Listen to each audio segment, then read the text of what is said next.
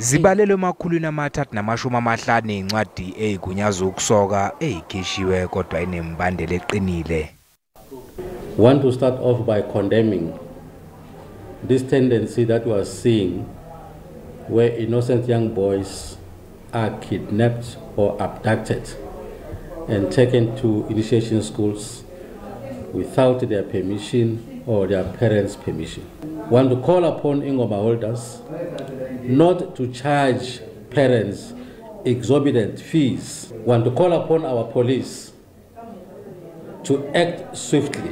Zintathu izikole ezingekho emthethweni ezivaliwe eGrille eMpumalanga.